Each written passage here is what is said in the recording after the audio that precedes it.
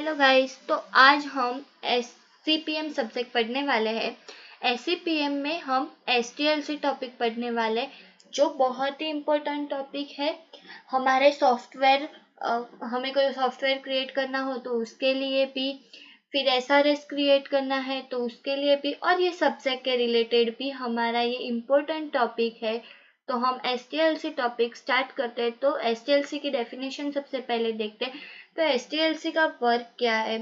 तो वो cost effective करता है, मीन्स हमें पहले ही उसकी कॉस्ट फाइंड करने में हेल्प करता है। लाइक कोई क्लाइंट होता है तो क्लाइंट प्रोजेक्ट हमें देता है, तो वो प्रोजेक्ट हम उससे ऐसे ही नहीं अमाउंट बता सकते, क्योंकि इससे बहुत ज़्यादा अमाउंट हो जाएगी तो क्या होगा, वो क्लाइंट पैसा नहीं देगा या तो फिर प्रोजेक्ट नहीं लेगा, तो कंपनी को बहुत ज़्यादा नुकसान हो सकता है। तो इसके लिए हमें क्या करना होगा, SRS क्रिएट करना होगा। जो SDLC का फेसिस होता है वो हमें सबसे पहले समझना होगा। जो SDLC के फेसिस है, लाइन बाय लाइन हम समझेंगे तो कॉस्ट एफिशिएंट भी होगा और हम क्लाइंट को इजी वे से बता भी सकते हैं, और ये सिस्टमेटिक वर्क भी करता है। तो ये SDLC की डेफिनेशन थी।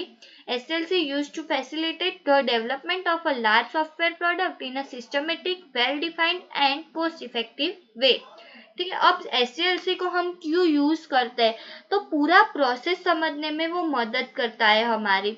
फिर डेवलपमेंट के लिए स्ट्रक्चर्ड अप्रोच प्रोवाइड करता है।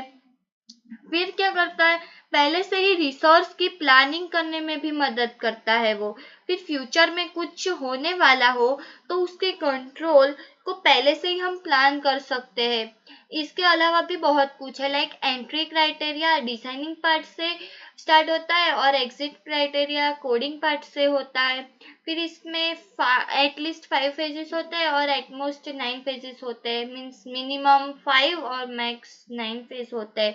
ठीक है, तो अब हम SDLC के फेजेस समझते हैं। इसमें मैंने 8 फेजेस लिए हुए हैं, तो हम ये 8 फेजेस समझते हैं। ये 8 फेजेस लाइन बाय लाइन ही आपको एग्जाम में लिखने पड़ेंगे। आप ऐसे ही नहीं लिख सकते किसी भी डायरेक्शन में या किसी भी प्लेस पर। ठीक है, इसे हमें लाइन बाय लाइन ही समझना होता है और लिखना होता है SDLC को। ठीक है, तो SDLC का फर्स्ट पेज है प्रोजेक्ट प्लानिंग। इसे हम प्रोजेक्ट इनिशिएशन एंड प्लानिंग भी बोलते हैं, बट इजी वे में प्रोजेक्ट प्लानिंग ओके रहता है। फिर प्रोजेक्ट आइडेंटिफिकेशन एंड सिलेक्शन, जिसे हम फिजिबिलिटी स्टडी भी बोलते हैं। फिर प्रोजेक्ट एनालिसिस, सिस्टम डिजाइन, फिर कोडिंग पार्ट आता है, फिर टेस्टिंग करते हैं, इसके बाद इम्प्लीमेंटेशन होता है, इसके बाद मेंटेनेंस होता है। तो ये मैंने 8 फेजेस लिए हैं। अब इसका डिस्क्रिप्शन भी हम देख लेते हैं। तो इसका डिस्क्रिप्शन है, प्रोजेक्ट प्लानिंग का डिस्क्रिप्शन है। तो प्रोजेक्ट प्लानिंग फेज में हम क्या करेंगे, तो जो क्लाइंट ने प्रोजेक्ट दिया होगा उसको हम प्लान करेंगे कि किस तरह से करना है। मैंने आपको पहले ही बताया कि कॉस्ट वगैरह सब देखेंगे। तो सबसे पहले प्लान होगा, उसकी पूरी जानकारी होगी प्रोजेक्ट की कि क्या करना है क्या नहीं करना है, कंपनी का एनवायरनमेंट समझना होगा, सब कुछ पहले डिस्क्राइब करना होगा। डिटेल में नहीं होगा, वो ओपनली थोड़ा बहुत ही होगा। ठीक है, बट उसको पूरा प्रोजेक्ट एक बार में समझा जाएगा, वो प्रोजेक्ट प्लानिंग में होता है। फिर फिजिबिलिटी स्टडी होती है।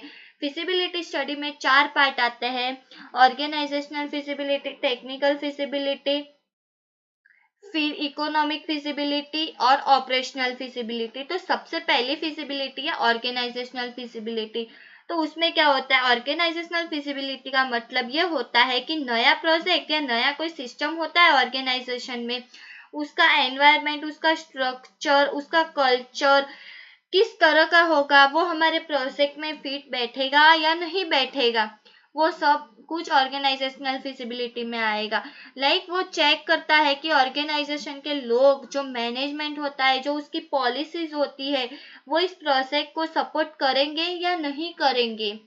हमें उसके एनवायरनमेंट के हिसाब से पूरा प्रोजेक्ट बनाना होता है। तो अब हम उसका इतना भी डिटेल नहीं जान पाएंगे, उसके साथ वर्क नहीं किया होगा तो उसका इतना डिटेल में प्रोजेक्ट नहीं जान पाएंगे, तो उसके साथ फिट बैठेगा या नहीं बैठेगा, वो सब कुछ ऑर्गेनाइजेशनल फिजिबिलिटी में आएगा। फिर टेक्निकल फिजिबिलिटी में क्या होगा, तो हार्डवेयर रिलेटेड, सॉफ्टवेयर रिलेटेड सब कुछ होगा।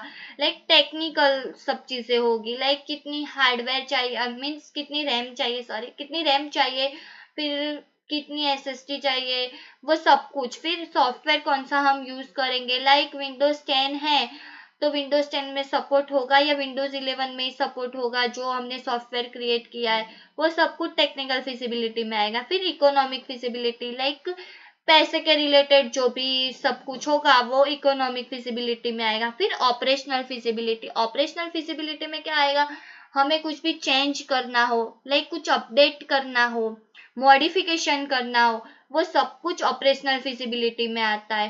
फिर आता है प्रोजेक्ट एनालिसिस, पूरा प्रोजेक्ट हम एनालाइज करते हैं कि प्रोजेक्ट में हमने जो फिजिबिलिटी की, फिर प्रॉब्लम हमने फाइंड आउट की या पूरी डिस्कशन की प्रोजेक्ट की, तो वो हम सब एनालाइज करते हैं। उसके बाद डिजाइनिंग पार्ट में आता है। डिजाइनिंग पार्ट इसका एंट्री क्राइटेरिया है, ठीक है। तो डिजाइन में से हम कोडिंग इजी वे से कर सकते हैं, तो कोडिंग पार्ट आता है। उसके बाद coding is a exit criteria of the SDLC, okay. Coding के बाद हम क्या करते हैं, उसका टेस्टिंग करते हैं। फिर इम्प्लीमेंटेशन आता है।